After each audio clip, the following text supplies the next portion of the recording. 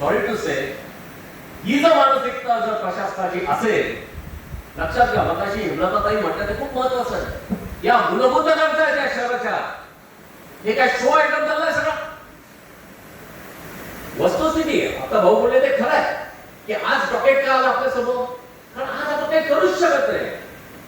आज आपल्याला sorry to से शब्द काढा, पण आज आपल्याला यांना परवानगी द्यावीच लागणार आहे, त्याचा पगार करावाच लागणार आहे.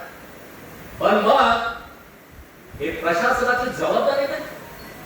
सभागृहाला कुठंतरी एखादा टोका आणून कडेलोट करायचा हा प्रकार नाहीये. त्यामुळे मी पुन्हा पुन्हा सांगतो, यांना जबाबदाऱ्या घ्यायच्या नाहीये, यांना स्वतःला काय सांगा काही. आणि मुळात माझं एक स्पष्ट मत आहे, आयुक्त महोदय आपल्याला पण मला सांगायचं काय काम चाललंय खरंच सांगा. त्याच्यावर सभा झाली, मला पुन्हा बोलायचं नाही.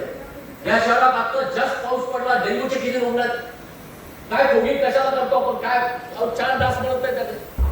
मी तुम्हाला सांगतो, पश्चिम मध्ये महापालिकेच्या माध्यमातून काम चाललंय, अत्यंत चांगलं काम चाललंय. जिथे आपला कर्मचारी आहे ना तो काम करतोय.